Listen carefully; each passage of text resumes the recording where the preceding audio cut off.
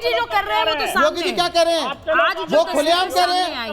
तो ये तो कानून का पालन ही नहीं हो रहा। कानून का पालन, कानून को बनाने वाले लोग मोहसिन जी के पास जा रही हूँ। मोहसिन जी, यूपी में धर्मांतरण को लेकर एक बड़ा क्लियर कानून है, ये आप जानते हैं, और ये सरकार ने इस धर्मांतरण के कानून को बनाया। मुझे सिर्फ ये पूछना है कि उस कानून के तहत किसी भी तरह का प्रलोभन देकर धर्मांतरण मुमकिन नहीं है, लेकिन अगर अपनी मर्जी से कोई घर वापसी कर रहा है या फिर अपनी मर्जी से धर्म बदल रहा है तो उस पर किसी तरह की रोक नहीं है। यही योगी जी कह रहे हैं। वो कह रहे हैं ये दुकान चल रही है, कुंभ में एक दुकान चल रही है। देखिए, ये सब लोग जो हैं, जैसा कि अभी आपने देखा भाई हमारे कह रहे थे, ये इन लोगों का कृत्य है। चूंकि हमें अवैध धर्मांतरण के खिलाफ कानून लाना क्यों पड़ा? हमारे उत्तर प्रदेश की एजेंसियों ने हमें बताया, जब 2017 में आदरणीय योगी सरकार आई, उससे पहले तो तुष्टीकरण की सरकार थी। वो तो एक समुदाय विशेष के ही लिए सरकार चलाना चाहते थे। उन्हें देश के लोगों से और ना ही आराध्य में कोई आस्था रखने वाले लोग हैं वो लोग ये करते थे, अवैध धर्मांतरण कराते थे। पश्चिम यूपी से बहुत शिकायतें थी और लगातार हम लोगों के पास में जब आती थी, पटल पर रखी जाती थी, विधानसभा में चर्चा होती थी उस पर, और चर्चा के बाद अवैध धर्मांतरण के खिलाफ कानून आदरणीय योगी सरकार लाई।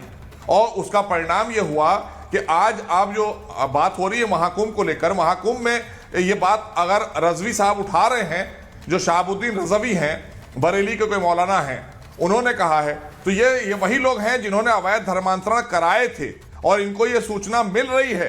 ये जान रहे हैं कि लोग घर वापसी करेंगे, तो जब घर वापसी करेंगे तो कार्रवाई भी तो इन पर होगी, क्योंकि इन्होंने प्रलोभन देकर नाजायज तरीके से किसी का धर्मांतरण कराया है ना।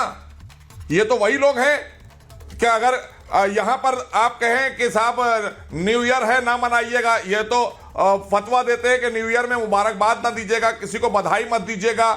अगर आप बधाई देंगे तो आप इस्लाम से खारिज हो जाएंगे, शरीयत नहीं आपको मना करती है। इनकी शरीयत धर्मांतरण कराने के लिए इनको इजाजत देती है।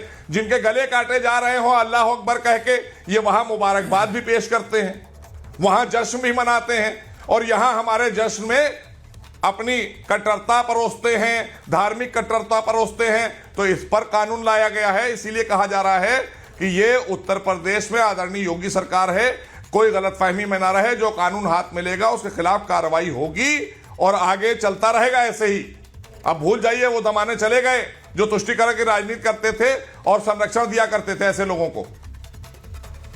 मुमताज जी, हमने इस पर कई डिबेट महाभारत में किए हैं। आप ये जानते हैं, अभी मोहसिन साहब कह रहे हैं कि एक कानून इसीलिए बनाना पड़ा क्योंकि एक प्रलोभन देकर धर्मांतरण हो रहा था। अब अगर कोई वापसी करता है, मैं बार बार कह रही हूं, योगी जी ने आज भू माफिया पर भी उन्होंने सीधे सीधे वक्फ को माफिया कहा है। उन्होंने कहा है अब जिस तरह से मनमानी चल रही थी वो नहीं चलेगी। उन्होंने ये भी कहा है कि अगर घर वापसी होती है और अपनी मर्जी से होती है तो मैं उसका पक्षधर हूं। इसमें किसी को कोई दिक्कत होनी चाहिए क्या? यहाँ हाजी साहब तो उसे दुकान बता रहे हैं। देखिए, सबसे पहले सुचारिता जी, मैं मोहसिन रजा साहब से कहूंगा कि उन्होंने ये बात तो कहा कि जो वक्फ है वो भारत का हिस्सा है, और मैं भी मानता हूँ कि जो वक्फ है वो भारत का हिस्सा है। लेकिन उन्होंने ये कहने की जरूरत नहीं कर सके वो कि मुसलमान भी तो भारत का हिस्सा है। यहाँ जो मुसलमान रह रहा है क्या वो भारतीय नहीं है? और फिर मुसलमान अगर वक्फ का इस्तेमाल कर रहा है तो क्या वो कहीं बाहर लेकर के जा रहा है क्या? तो क्यों इन्होंने ये बात नहीं कही कि मुसलमान भी इस भारत का हिस्सा है, वो भी भारतीय, वो भी हिंदुस्तानी है? तो इसलिए नंबर एक, नंबर ये कि 7 साल से आपकी सरकार है यूपी में, तो आपने ये जो वक्फ को आप माफिया कह रहे हैं, अभी तक आप क्या कर रहे थे? क्यों आप खामोश थे? क्यों आपने जमीन नहीं छुड़वाई? नंबर 3 बात, आप चलिए जिसने भी दावा किया है तो आप अपने चेयरमैन को क्यों नहीं बुलाते? आपको चेयरमैन को बुलाना चाहिए। आप मुख्यमंत्री है कि भाई क्या तमाशा है, किसने ये दावा कर दिया, क्या इसकी सच्चाई है, और वो सच्चाई पेश करते। ये हवाई बातें जो होती हैं वो ठीक नहीं है। और उसकी वजह क्या है? उसकी वजह ये है कि इन्हीं का विधायक नंद किशोर गुर्जर वो कह रहा है कि 50,000 रोज गाय कटती है और चीफ सेक्रेटरी जिम्मेदार है, लेकिन उस पर एक भी बयान नहीं किया। क्यों नहीं किया? क्या ये छोटी बात है क्या? ये छोटी बात नहीं, बहुत बड़ी बात है, बहुत बड़ा एलिगेशन है।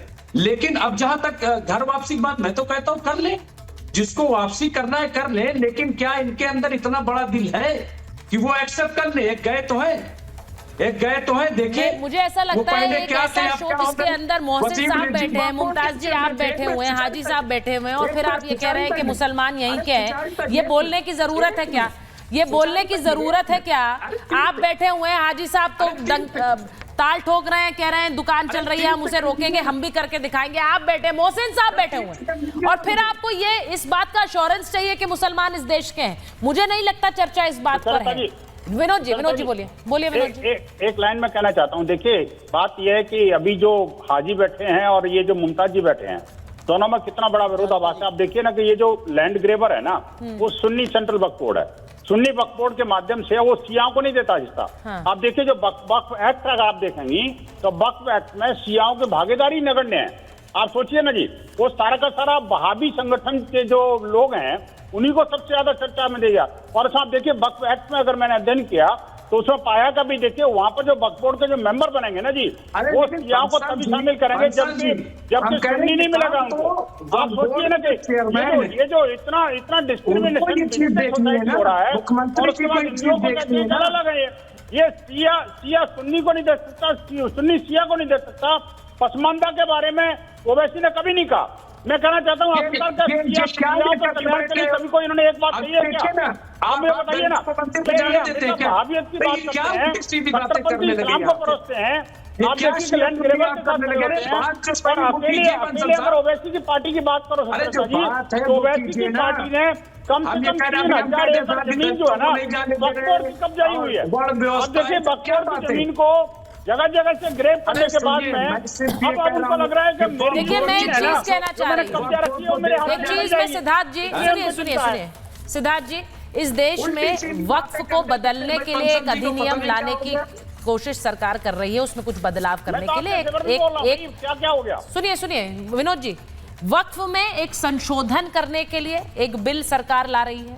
हालांकि उस पर जेपीसी भी बैठी हुई है भाटी जी। सिर्फ वक्फ नहीं है, संभल को लेकर जो पूरा विवाद है उस पर प्लेसेस ऑफ वर्शिप एक्ट को लेकर पूरी याचिकाएं सुप्रीम कोर्ट में लगी हुई हैं। अब संभल पर, क्योंकि आपकी पार्टी का तो एक पूरा डेलीगेशन भाटी साहब संभल गया, वहां पर आप ही की पार्टी के सांसद पर कई आरोप भी लगे हैं, लेकिन संभल को लेकर योगी आदित्यनाथ सीधे सीधे कह रहे हैं, उन्होंने कहा है कि अन्याय का प्रतिकार करना बहुत जरूरी है। मुमताज साहब जरा रुक जाइए, मुमताज साहब रुक जाइए जरा। भाटी साहब, उन्होंने कहा है कि संभल में जिस तरह से एक इस्लामीकरण हुआ है पिछले कुछ समय में, वो आप सबके सामने है। वो कह रहे हैं मैं किसी मत और मजहब के खिलाफ नहीं हूं, लेकिन हर धर्म के पुराने उपासना स्थल का सम्मान तो होना चाहिए। उस उपासना स्थल पर कब्जा हुआ, इस बात को लोग मानते क्यों नहीं है? तो भाटी साहब, मेरा सवाल आपसे ये है, इस बात को मानने में गुरेज है क्या समाजवादी पार्टी को? सिद्धार्थ जी और भाटी जी। नहीं, देखिए, एक तो सिद्धार्थ जी ने दो बातें बहुत आपत्तिजनक कही। हाँ। सिद्धार्थ जी अच्छे व्यक्ति हैं और अच्छे वक्ता हैं, लेकिन दो बातें बहुत आपत्तिजनक कही। मैं उस पर जवाब देना चाहता था, आपने मुझे समय नहीं दिया। जब इस तरह की बात हुआ करे तो थोड़ा समय आपको देना चाहिए था। एक तो उन्होंने कहा कि आजम खान को मेला प्रबंधन की जिम्मेदारी सौंपना बहुत शर्मनाक था, शर्म की बात थी। ये कैसे शर्म की बात हो गई? ये तो गर्व की बात थी हमारे लिए। मैंने शुरू में कहा तो मैं फिर दोहरा रहा हूँ, ये भारतीयों का पर्व है, ये पूरे भारत के 142 करोड़ लोगों का पर्व है। उत्तर प्रदेश सरकार की जिम्मेदारी होती है उसका आयोजन करने की। जब मध्य प्रदेश में होता है तब मध्य प्रदेश सरकार की होती है, जब उत्तराखंड में हरिद्वार में होता है तब हरिद्वार उत्तराखंड सरकार की होती है। हमारी सरकार में माननीय नेताजी के मुख्यमंत्री रहते हुए 2007 में अर्धकुंभ हुआ, 2013 में श्री अखिलेश यादव जी के मुख्यमंत्री रहते हुए पूर्ण कुंभ हुआ प्रयागराज में ही। इतना शानदार प्रबंधन था। हार्वर्ड यूनिवर्सिटी ने रिसर्च की उस पर, अखिलेश यादव जी को भाषण के लिए बुलाया हार्वर्ड में। तो एक तो सिद्धार्थ जी की इस बात में मुझे आपत्ति है। दूसरे, इन्होंने एक गलत कोटेशन दी कि मेले में भगदड़ मची थी। मेले में कोई भगदड़ नहीं मची थी, मेला स्थल पर कोई गैर इंतजामी नहीं थी। वो भगदड़ मची थी रेलवे स्टेशन पर। रेलवे स्टेशन पर एक ओवरब्रिज, एक पुल टूट गया था, उसमें दुर्भाग्यजनक तरीके से 35 लोगों की मौत हुई थी। रेलवे स्टेशन मेला कुंभ आयोजन में शामिल नहीं है, वो केंद्र सरकार की विभाग है रेलवे।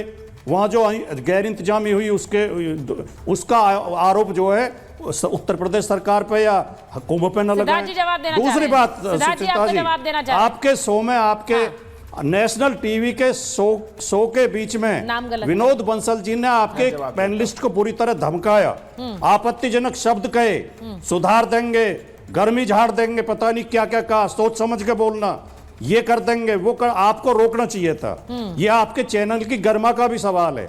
आपके पैनलिस्ट आपके चैनल पे धमकाए जाएंगे अभद्र भाषा में और आप सुनती रहेंगी, फिर कौन आएगा आपके शो में? क्यों आएगा कोई अपना अपमान कराने के लिए? विनोद बंसल जी ने बहुत आपत्तिजनक शब्द बोले, आप दोबारा सुनना उन्हें, वो शब्द बहुत आपत्तिजनक है और ये पूरे चैनल की गरिमा पे भी प्रश्न लगाता है। हम आते हैं तो आपके बुलावे पे आते हैं, आपके निमंत्रण पर आते हैं। हाँ जी।